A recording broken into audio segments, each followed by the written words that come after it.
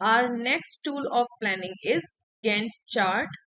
It is widely used project management tool that provides a visual representation of project schedule. It illustrates the start and end dates of various tasks within a project, their durations, and their interdependencies. Named after its creator, Henry L. Gantt, this chart has become an essential tool for planning, coordinating, and tracking project tasks. Here is the purpose and uses. First is visualize project schedule. It displays the timeline of project tasks and their duration. Second is track progress. So you can monitor the progress of tasks and the overall project. Next is identify dependencies. So it shows the relationships and dependency between tasks. And next is facilitate communication. So it provide a clear and concise visual representation that can be easily understood by all stakeholders. Key components. First is task, listed on the vertical axis representing the activities or work packages that need to be completed. Timeline, displayed on the horizontal axis, showing the time intervals like days, weeks, and months. Next component is bars. So it's a horizontal bars represent the duration of each task, indicating the start and end dates. Next is dependencies. So arrows and lines connecting bars to show task dependencies and sequences. And last component is milestone. So special markers indicating significant events or deadlines within the project. Here are some steps to create a Gantt chart. First step is define the project scope. So identify all the tasks and activities required to complete the project. Then you have to determine task durations, estimate the time requirement to complete each task. Then you will identify dependencies to determine the relationships and dependencies between the tasks. Then you will create the chart. Use project management software or tools like Excel to create the Gantt chart. You can use Power BI Tableau as a project management tool as well. Next step is update and monitor. So you have to regularly update the chart to reflect progress and any changes in project schedule. Here are some benefits of using Gantt chart. First is clear visualization. Second is improved planning. Third, enhanced communication. And last is progress tracking. As we have already discussed these 4 points in our previous tools of planning, so I don't think there is a need to repeat the same again. Here are some practical applications like project management. It is used extensively in project management to plan, schedule, and monitor project tasks. It's applied in construction projects. It helps in managing construction schedules and coordination various activities. Then we have software development. It assists in planning and tracking software development projects. Next we have event planning. So it used to plan and coordinate events, ensuring all tasks are completed on time. Here are some tips. First is be detailed. So include all relevant tasks and milestones to ensure a comprehensive project plan. Regular updates. So regularly update the Gantt chart to reflect progress and any changes in project schedule. Next we have use software tools.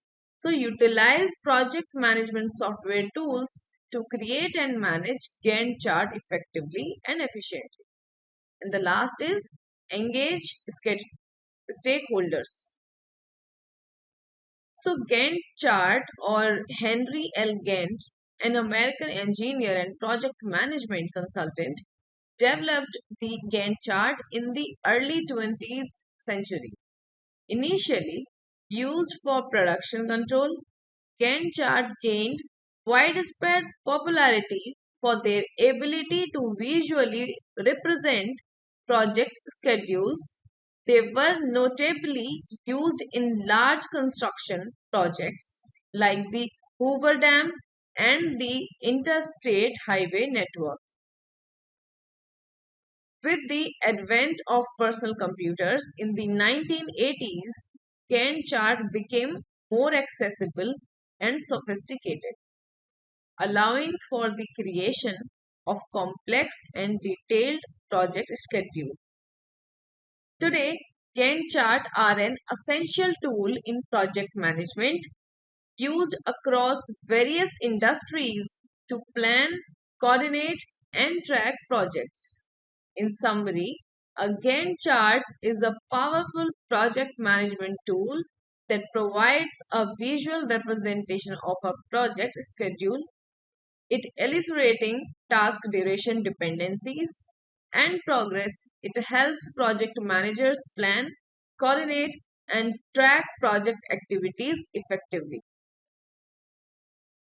And our next tool for the planning is PERT chart, or we can say PERT chart. A PERT chart, which stands for Program Evaluation Review Technique, is a project management tool used to schedule, organize, and coordinate tasks within a project. It provides a graphical representation of a project's timeline, illustrating the sequence of tasks, their durations, and dependencies. PERT chart are particularly useful for complex projects where task interdependencies are critical. And the purpose and uses for the tool are visualize project tasks, identify dependencies, estimate project duration, facilitate planning and scheduling, and last is risk management. And the key components are nodes, arrows, task, critical path, and time estimates. Apart from this, we can discuss all the components like what are the nodes. So it represent project event or milestone. These are typically drawn as circle or rectangles. What are the arrows? So it indicates the sequence of tasks and dependencies between them. If we talk about tasks and activities, so the work required to move from one node to another, and the critical path, the longest path through the network, determining the shortest possible project duration. What is time estimates? PERT uses three time estimates for each task, and those three time estimates are optimistic time, which is denoted by O. It is the shortest time in which the task can be completed. Next is pessimistic time, denoted by P, the longest time to task might take. And the last is most likely time, denoted by M, the best estimate of the time required to complete the task, assuming everything proceeds as normal. And here are some steps to create a PERT chart. First is list activities. As I have already told you, that you have to identify all tasks required to complete the project. Then determine dependencies, followed by estimate time, draw the network diagram, that means create nodes for each milestone and connect them with arrows to represent tasks and dependencies. Then calculate the critical path, which means determine the longest path through the network to identify the critical path. Then you have to update and monitor. Here are some benefits like detailed planning, critical path identification, improved resource management, risk mitigation, enhanced communication, and so on. And we have practical applications like project management used extensively in project management to plan, schedule, and monitor project tasks. Then we have construction project followed by software development and also event planning. Some tips for effective use is accurate time estimate. You have to ensure that the time estimates for each task are realistic and based on reliable data. Then regular update. After that, use software tools like utilize project management software tools to create and manage PERT chart efficiently. Then last is engage stakeholders. Here is the comparison with Gantt chart. So while both PERT and Gantt chart are used for project scheduling, they have some differences like visualization. So PERT chart use nodes and arrows to represent tasks and dependencies, while Gantt chart use bars to show task duration. Understood? If we talk about focus, then PERT charts emphasize task dependencies and the critical path, whereas Gantt chart focus on the timeline and progress of tasks.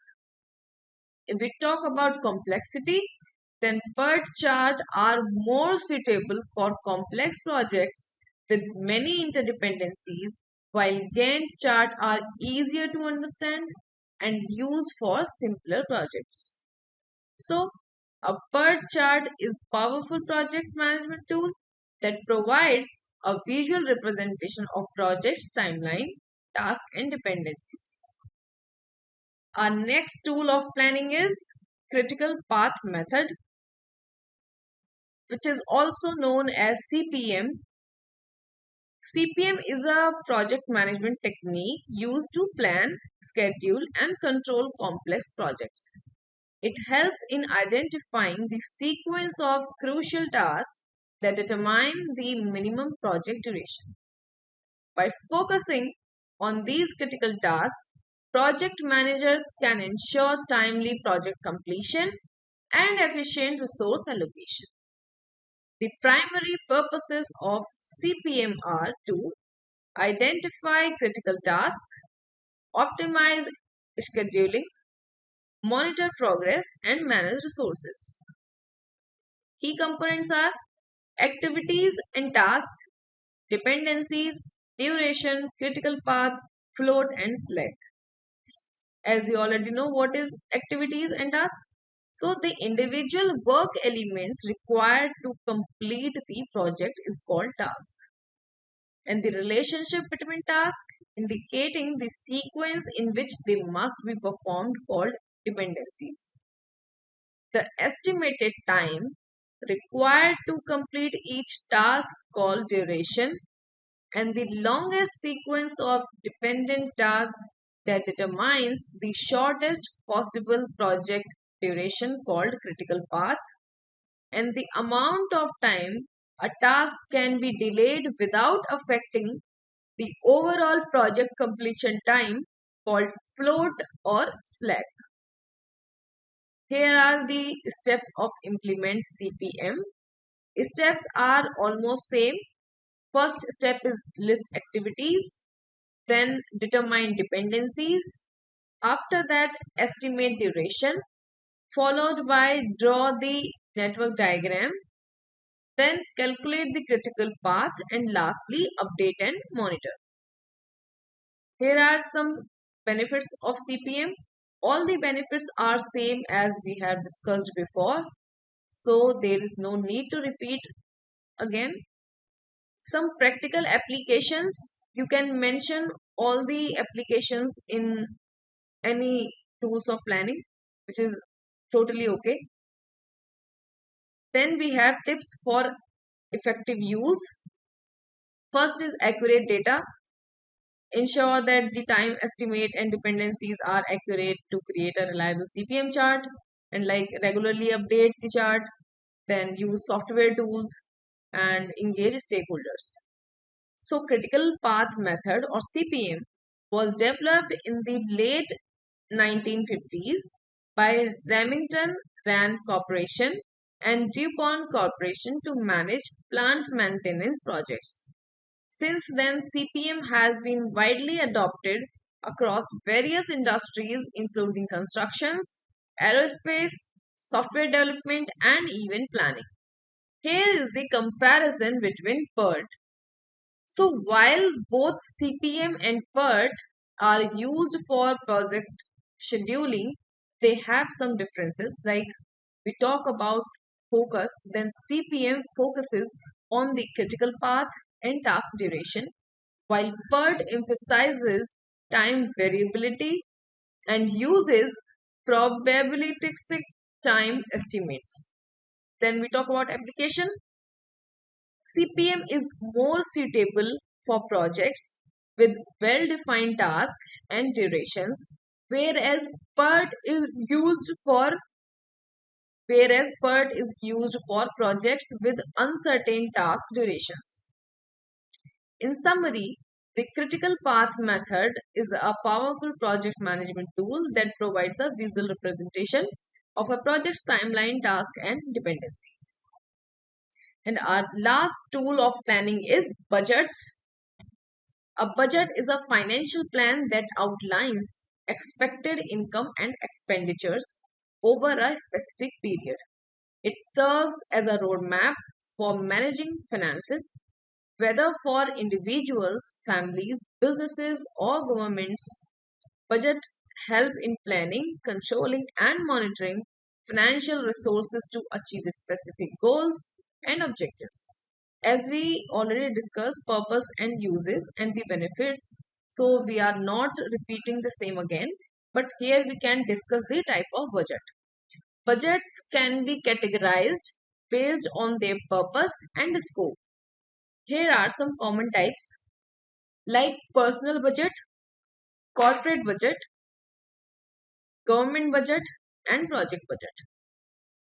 Then we have budgeting method like incremental budgeting, activity based budgeting, zero based budgeting, value proposition, and so on. Here is again a step in the business budgeting process like define objective, gather data, identify resources, develop the budget, and review and approve. After that, you can implement and monitor, followed by adjust. A budget is a crucial financial tool that helps individuals, businesses, and government plans control and monitor their financial activities by providing a clear roadmap for income and expenditures. Budgets facilitates informed decision making, efficient resources allocation, and the achievement of financial goals. So our next topic is MIS business planning. MIS are integral to modern business planning, providing the necessary tools and data to support decision making, strategic planning, and operational efficiency. By leveraging technology, MIS helps organizations collect, process, and analyze data, facilitating informed decisions and effective management. Here is the definition and role of MIS in business planning. A MIS is an information system used for decision making, coordination, control analysis, and visualization of information within an organization. It involves people, processes, and technology working together to manage and utilize information effectively. The role of MIS in business planning includes data collection and storage, which means gathering data from various sources and storing it in a centralized database. Next point is data processing and analysis, converting raw data into meaningful information through processing and analysis. Third point is information dissemination. It means distributing relevant information to decision makers at all levels of the organization. Next point is supporting decision making, providing the necessary information to make informed decisions. Last point is facilitating strategic planning, helping in the development of long term strategies by analyzing market trends, customer behavior, and internal performance. Next, we have the steps in MIS business planning. Business planning in the context of MIS involves developing strategies and framework for leveraging technology to support organizational goal and objectives. Here are step-by-step guide to MIS business planning. First step is assess current state. Begin by assessing the current state of your organization's MIS. This includes evaluating existing system, technologies, processes, and resources. Identify strength, weaknesses, opportunities, and threats, which is called SWOT analysis, within the current MIS infrastructure. Next step is define objectives. Evidently, define the objectives of your MIS business plan. These objectives must be aligned with the overall strategic goal of the organization. Objectives may include improving efficiency, enhancing decision making processes, reducing cost, or increasing customer satisfaction through technology utilization. Third is gather requirements. Collaborate with key shareholders across different departments to gather requirements for the MIS. Understand their need, challenges, and expectations regarding information systems. Consider factors such as scalability, security, usability, and integration with existing systems. Next step is technology evaluation. So, research and evaluate technology solutions that match with the identified requirements and objectives. This can involve assessing different software platform, hardware infrastructure, cloud service, and emerging technologies like AI and blockchain. Next step is develop strategies. Develop strategies for implementing and managing MIS initiatives. This includes defining project scope, timeline, budget, and resource allocation. Consideration should also be given to change management process, training program, and communication plans to ensure smooth adoption of new technologies. Next step is risk assessment. Identify potential risk and challenges associated with MIS implementation. This may include technical risk such as system failures, data breaches, or compatibility issues, as well as organizational risk such as resistance for change or lack of user adoption. Develop mitigation strategies to address these risks effectively. Next step is implementation plan. Create a detailed implementation plan outlining the steps required to deploy and integrate the chosen MIS solutions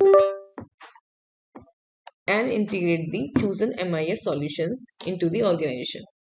Define roles and responsibility. Set milestones and establish performance matrices to track progress and measures success.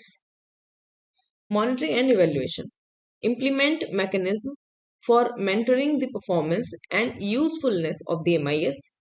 This can involve collecting and analyzing data on key performance indicators like system uptime, user satisfaction, productivity gains, and cost savings. Use this information to make adjustments and improvements as needed. Continuous improvement. Recognize that MIS business planning is an ongoing process. Continuously evaluate and refine your strategies and systems to adapt to altering business needs, technological advancements, and market dynamics. Develop a culture of innovation and continuous improvement within the organizations. By ensuring these steps, organization can help or develop robust MIS business plans that effectively leverage technology to drive business success and achieve strategic objectives. Here are some key components of MIS in business planning. First is data collection.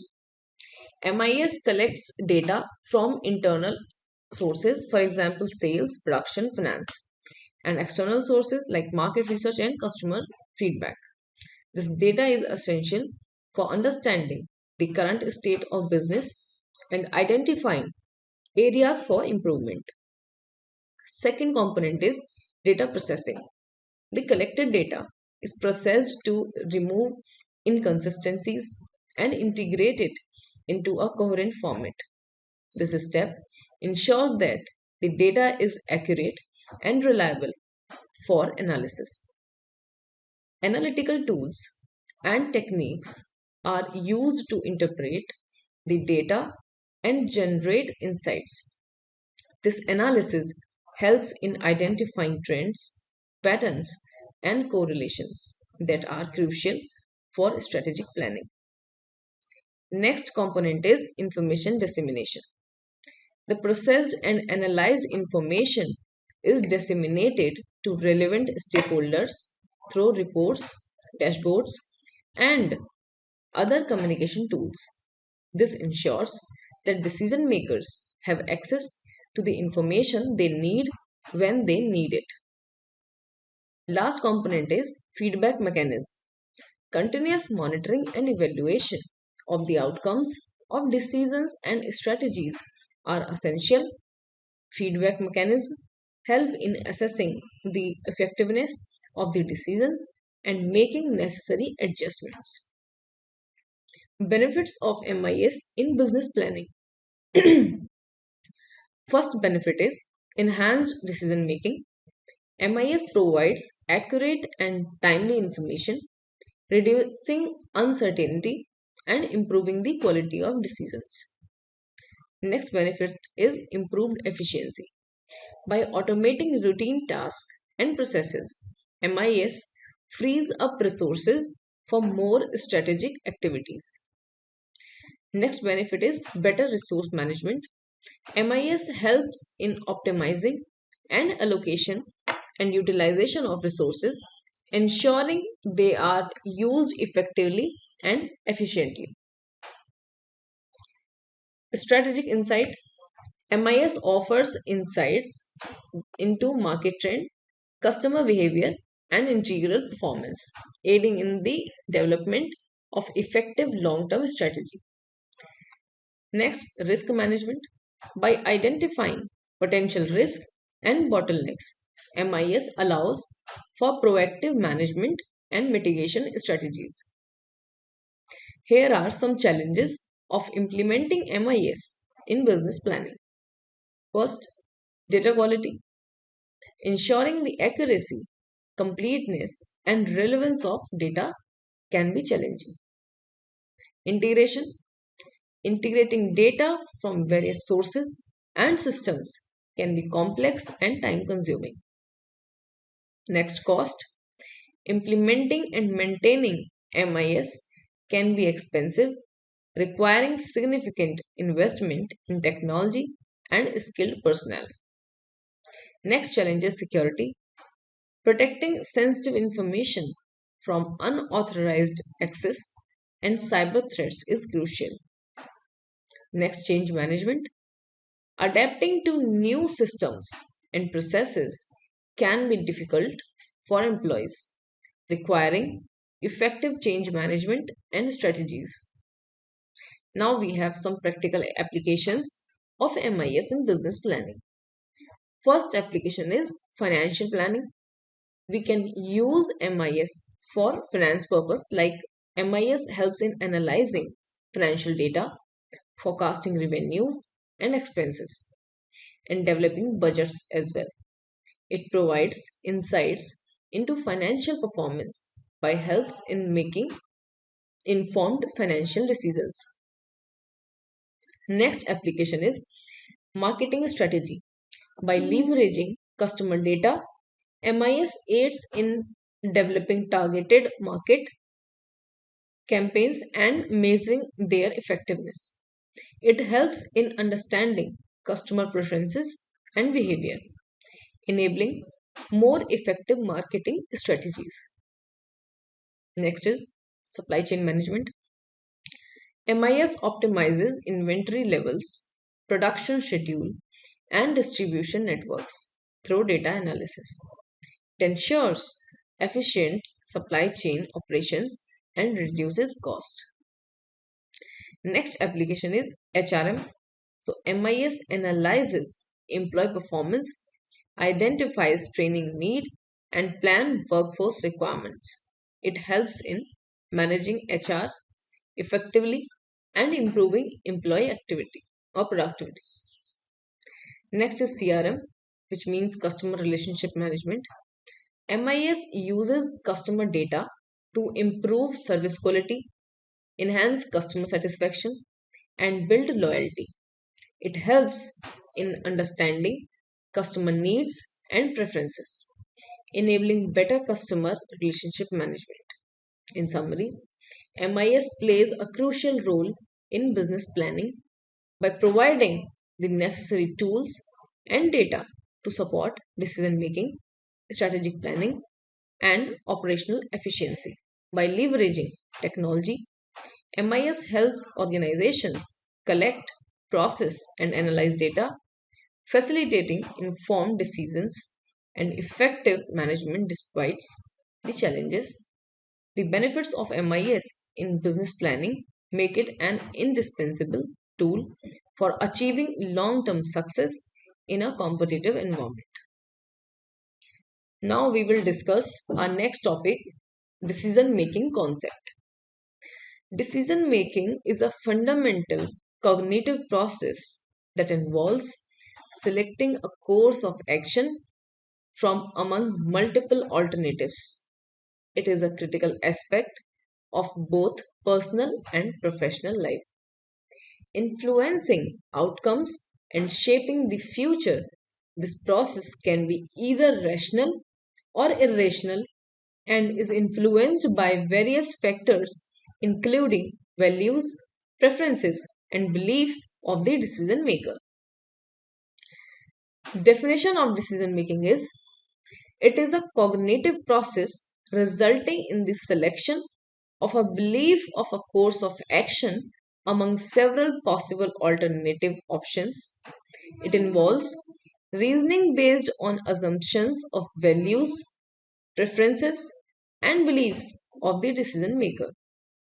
The process can be systematic and structured or intuitive and spontaneous depending on the context and the nature of the decision. Here are some importance of decision making. First is achieving organizational objective. Decision making is essential for setting and achieving organizational goals. Managers and leaders use decision making to establish objectives, determine future activities, and create action plans. Effective decision making ensures that the organization stays on track to meet its goals and adapt to changing circumstances. Next point is resource utilization. Proper decision making helps in the efficient utilization of resources, including men, money, material, machine, methods, and market. By making informed decisions, managers can allocate resources effectively, ensuring that they are used optimally to achieve organizational objectives. Next point is enhancing efficiency and productivity. Decision making plays a crucial role in enhancing the efficiency and productivity of an organization.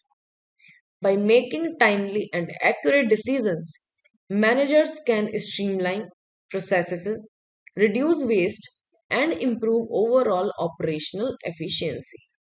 This leads to better performance and better productivity level. Next importance is risk management. Effective decision making involves assessing potential risk and uncertainties associated with different alternatives. By evaluating the pros and cons of each option, decision makers can identify potential risk and develop strategies to mitigate them. This proactive approach helps in minimizing negative impacts and ensuring the stability of the organization. Next point is employee motivation and satisfaction. Rational and well informed decisions can lead to higher employee motivational and satisfaction. When employees see the decisions are made based on thorough analysis and considerations of their well being, they are more likely to be motivated and committed to their work. This, in turn, enhances overall organizational performance. Next point is adaptability and flexibility. In a dynamic business environment, the ability to make quick and effective decisions is crucial for adaptability and flexibility. Organizations that can respond swiftly to change in the market, technology, or customer references are better positioned to seize opportunities and stay competitive. Next point is conflict resolution. Decision making is vital for resolving conflicts within an organization. Managers often need to make decisions related to team functioning, individual targets, and rules and regulations. By making fair and transparent decisions, managers can address conflicts and maintain a harmonious work environment. Next point is strategic planning. Decision making is a cornerstone of strategic planning. It involves analyzing market trends, customer behavior, and internal performance to develop long term strategies. Strategic decisions, such as entering new markets or launching new products, require careful consideration and planning to ensure success. Next point is future forecasting. Systematic decision making allows for future forecasting by analyzing data and trends.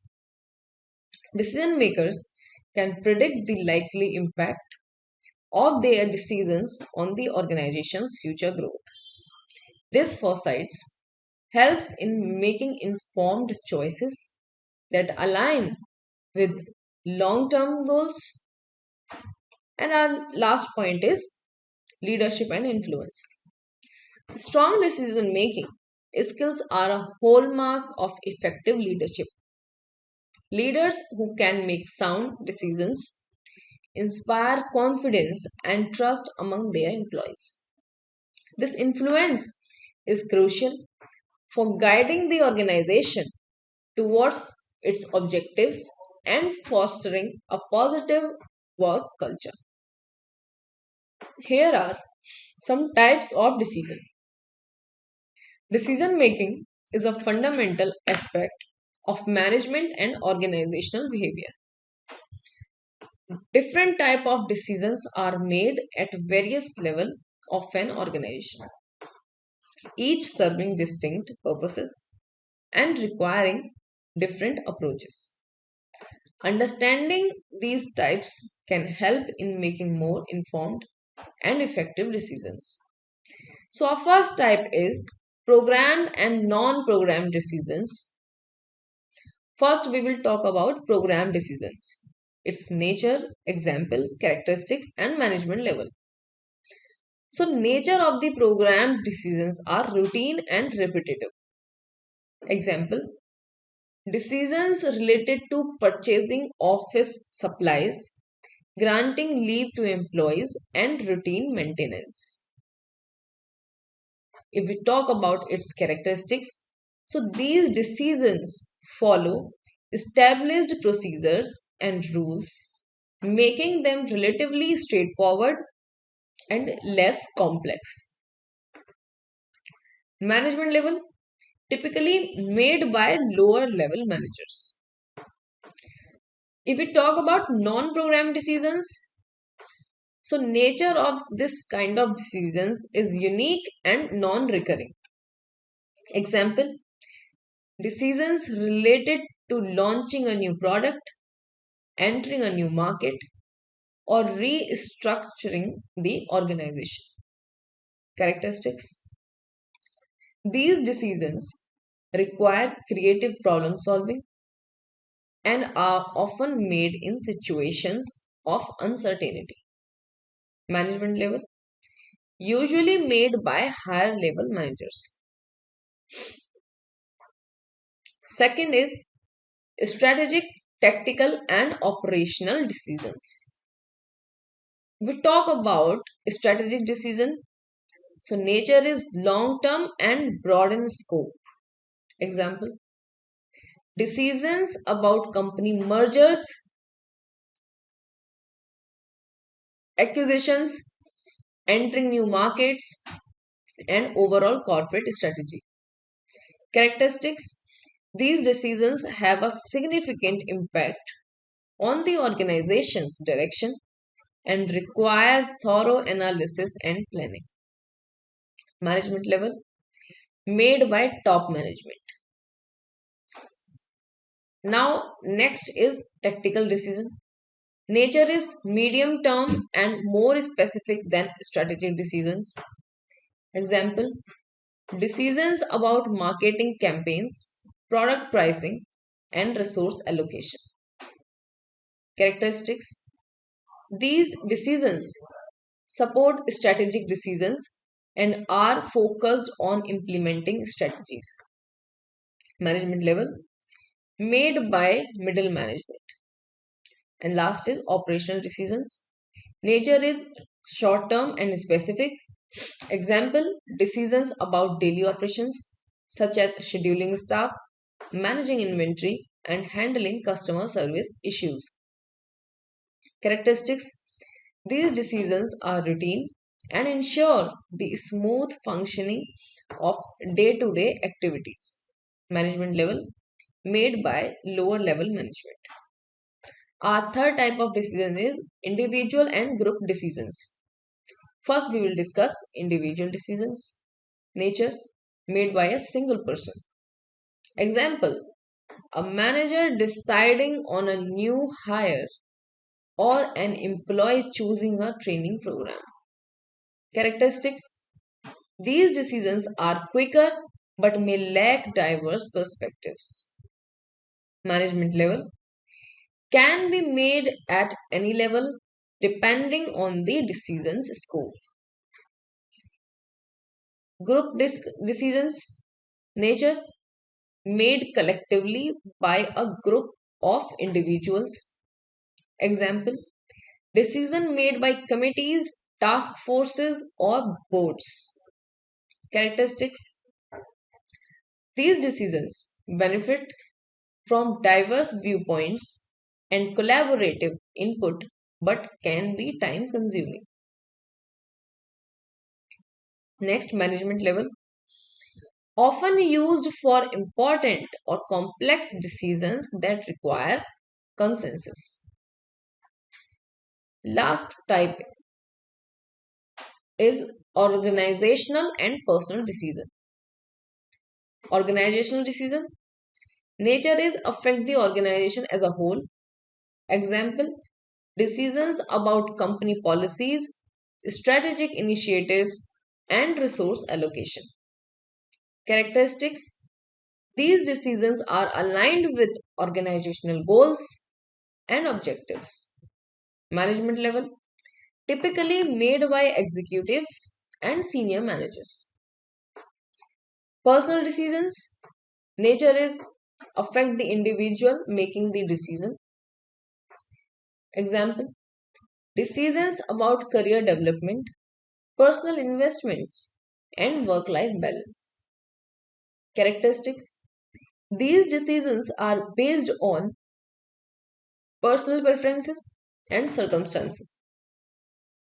Management level: made by individuals at any level. And our last type is routine and policy decisions. Routine decisions, nature, regular and repetitive. Example: daily operational tasks such as approving expense reports or scheduling shifts. Characteristics: these decisions follow standard operating procedures and require minimal deliberation. Management level: made by lower level managers. Policy decisions, nature, establish guidelines and frameworks for future decisions. Example: setting company policies on remote work, employee benefit, and compliance standards.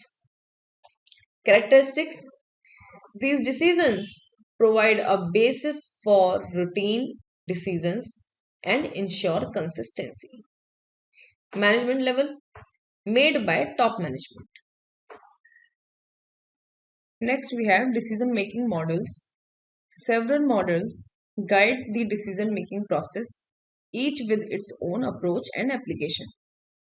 First is rational model, based on logical reasoning and systematic analysis, involves defining the problems, identifying alternatives, evaluating options, and selecting the best alternative.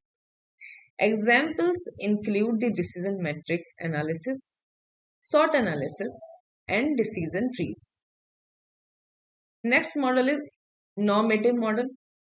It focuses on how decisions should be made logically and rationally, often used in theoretical and academic context to describe ideal decision making processes. Next model is RPD model, which is also called as recognition primed decision model. It combines rational and intuitive decision making. The decision maker considers only one option instead of weighing all alternatives, often used in situations requiring immediate decisions. Next model is DMDU, which is called as decision making under deep uncertainty. It used when decision makers face deep uncertainties and cannot predict future scenarios accurately. Involves stress testing strategies using multiple model runs to understand performance under various conditions.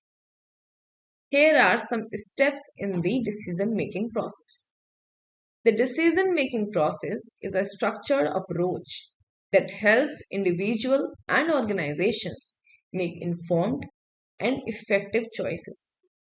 This process involves several steps, each designed to ensure that decisions are well considered and aligned with desired outcome.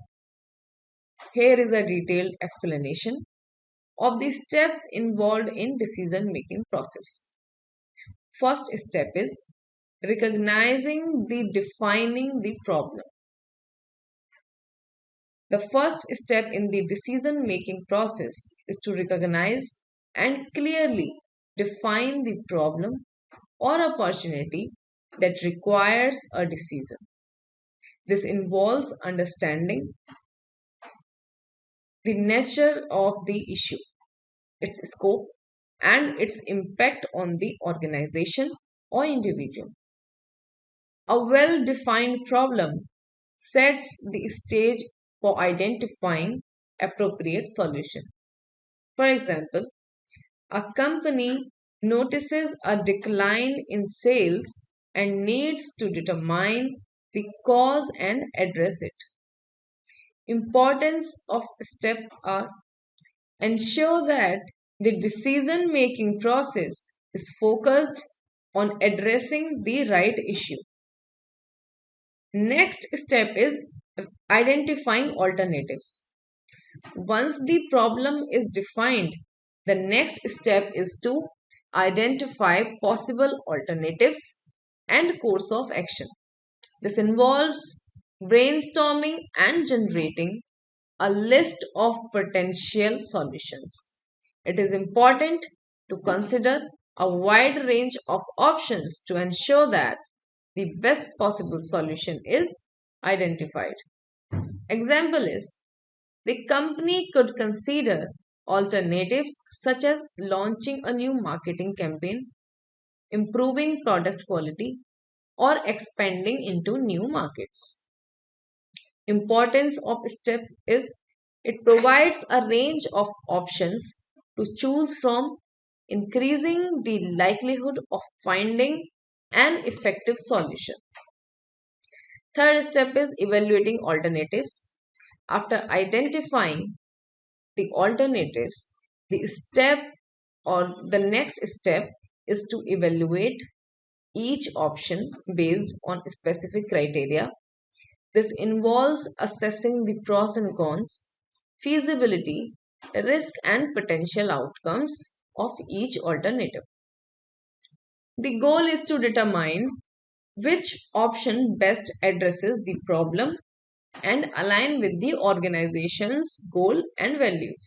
For example, the company evaluates the cost, potential return on investment, and feasibility of each alternative.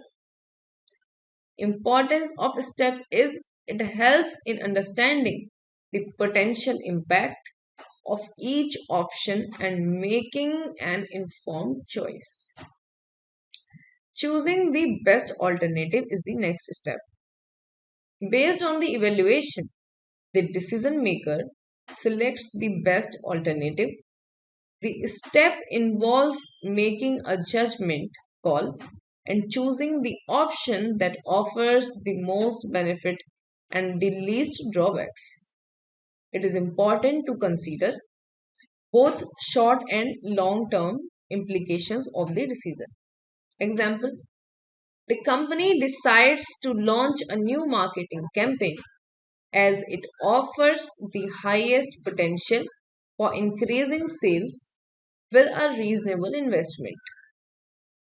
Importance of this step it ensures that the decision aligns with organizational goals and maximizes benefits. Next step is implementing the decision. Once the best alternative is chosen, the next step is to implement the decision. This involves developing an action plan, allocating resources, and executing the chosen course of action. Effective implementation requires clear communication, coordination, and monitoring to ensure that the decision is carried out as planned. For example, the company develops a detailed marketing plan, assigns responsibilities, and launches the campaign. Importance of a step it translates the decisions into actions, ensuring that the chosen solution is executed effectively. Next step is monitoring and evaluating the outcome. The final step in the decision making process is to monitor and evaluate the outcome of the decision. This involves tracking the results, comparing them with the expected outcomes, and assessing the effectiveness of the decision. If the desired results are not achieved, adjustments may be necessary. For example, the company monitors sales data and customer feedback to evaluate the success of the marketing campaign. If sales do not improve, the company may need to revise the strategy. Simply, the importance of step is it provides feedback on the decision's effectiveness and allows for adjustments if necessary.